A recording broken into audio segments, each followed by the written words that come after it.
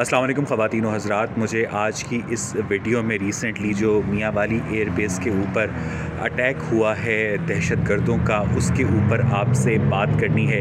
हमें ये बताया जा रहा है ऑफिशियल सोर्सेज़ की जानिब से कि इस हमले में 9 दहशत गर्द जो हैं वो हलाक हो गए हैं, 3 ग्राउंडेड तैयारों को नुकसान पहुँचा है और फ्यूल बाउज़र को नुकसान पहुँचा है। इससे पहले कि मैं स्पेसिफ़िकली इस हमले के ऊपर आपसे बात करूं, मुझे पाकिस्तान के मीडिया में 15 साल गुजारने का मौका मिला, 2008 से लेकर 2023 तक, और उससे पहले भी मैं न्यूज़ को फॉलो करता रहता था। तो 2003 में उस वक्त के chief of army staff general Pervez Musharraf ने एक बयान दिया था कि हम अनकरीब दहशत गर्दों की कमर तोड़ देंगे। ठीक 5 साल के बाद जनरल अशफाक परवेज़ कियानी ने 2008 में ये बयान दिया था कि हम अनकरीब दहशत गर्दों की कमर तोड़ देंगे।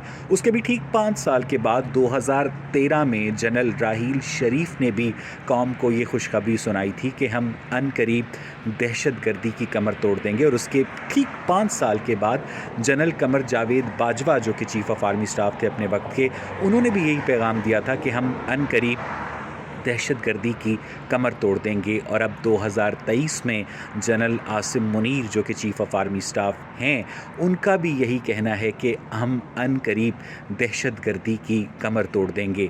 ऑपरेशन ज़रबुल अज़्ब हो, ऑपरेशन रद्दुल फ़साद हो, किसी भी किस्म के ऑपरेशन के नाम पर फ़ौज ने जब कौमी ख़जाने से अरबों डॉलर निकलवाए हैं और अभी तक इस फ़ौज का अनकरीबी ख़त्म नहीं हो रहा, इसका मतलब ये है कि बाकायदा कोई ना कोई एलिमेंट ऐसा ज़रूर मौजूद है पाकिस्तान के अंदर जिसके मफाद में है कि दहशत गर्दी की ये जो वेव है बरकरार रहे। जो लोअर रैंक्स के जवान होते हैं, मैं उनकी शहादत के ऊपर दिली अफसोस का इजहार करता हूँ, लेकिन मैं जो बड़ी गेम है उसके ऊपर इस वीडियो में पॉइंट आउट करना चाहता हूँ कि आखिर क्या वजह है कि पाकिस्तान के अंदर हमें ये भी बताया जाता है कि हमारी जो ISI है वो दुनिया की नंबर 1 स्पाई एजेंसी है। तो इवन दहशत गर्दों का उस एयर बेस तक पहुंचना और उनका एक मकसद होता है कि हमने ज़िंदा फ़ौज के हाथ नहीं आना, वो उस मकसद में भी कामयाब होते हैं। हमने ज़्यादा से ज़्यादा इनको नुकसान पहुंचाना है, वो इस मकसद में भी कामयाब होते हैं। और आप ये देखिएगा कि इतनी तमाम तर ट्रेनिंग के बावजूद भी हमारी जो फ़ौज है वो ब्लैक मार्केट से आज तक बेहोशी की गैस नहीं ख़रीद सकी कि उस इलाके को गैस करके आप किसी भी दहशतगर्द को ज़िंदा पकड़ लें और उसको कौम के सामने पेश करें और बताएं कि इसके दहशतगर्दी के जो नज़रियाती डांडे हैं वो कहां पर जाकर मिलते हैं। अब सवाल ये पैदा होता है कि पाकिस्तान के अंदर जो दहशतगर्दी की नई वेव है उसका सबसे बड़ा फ़ायदा उन लोगों को होगा जो सिक्योरिटी के नाम पर मज़ीद फंड्स डिमांड करेंगे, मज़ीद वॉक थ्रू गेट्स डिमांड करेंगे, मज़ीद मेटल डिटेक्टर्स डिमांड करेंगे। और मुझे यहाँ पर वो शेर भी याद आ रहा है कि हर साल हिफाजत की बढ़ा देता है कीमत, सालार वो ताजिर है जो डर बेच रहा है।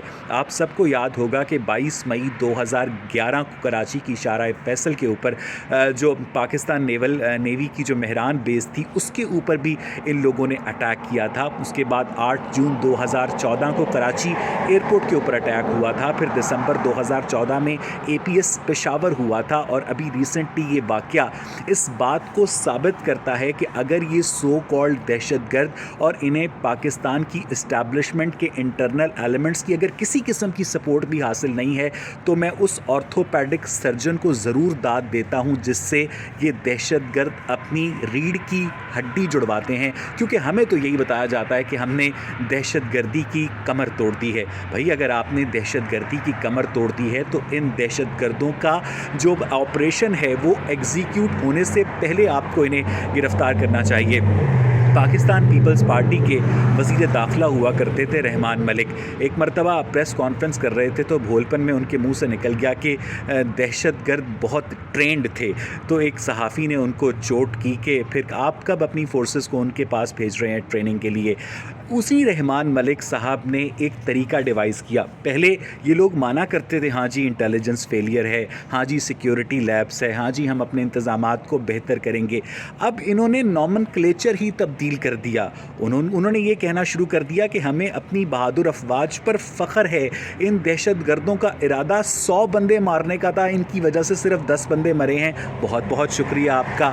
आज भी जो जंग अखबार की हेडलाइन है, उस हेडलाइन को बहुत साइकोलॉजिकली हैंडल किया जाता है कि दहशत गर्दों का एयर बेस के ऊपर हमला नाकाम। भाई हमला हुआ, आपको नुकसान हुआ, दहशत गर्द आपके हाथ जिंदा नहीं हुए, तो मुझे ये बताइए कि ये हमला कैसे नाकाम है, और इस हमले को होने देने के अंदर जो सिक्योरिटी लैब्स है, जो इंटेलिजेंस फेलियर है, उसका जिम्मेदार क्या चेयरमैन वापटा है, उसका जिम्मेदार क्या चेयरमैन वासा है, उसके ज़िम्मेदार डायरेक्टली आपकी वो सिक्योरिटी एजेंसीज़ हैं जो कि रियासत पाकिस्तान से तनख्वाह तो लेती हैं, लेकिन वो रियासत पाकिस्तान से बाला बाला अपने मफादात, जो अपनी बिग डर्टी गेम है, उसे पूरा करने के लिए इस तरह के जो मामलात हैं वो करवाए जाते हैं। अब सवाल ये पैदा होता है कि पाकिस्तान में ये मामला कब रुकेगा। तो मुझे नहीं लगता ख़वातीन और हज़रात कि अनकरीब पाकिस्तान में दहशत गर्दी की लहर में कमी आएगी, क्योंकि अब पाकिस्तान में दहशत गर्दी एक मसला नहीं, धंधा है।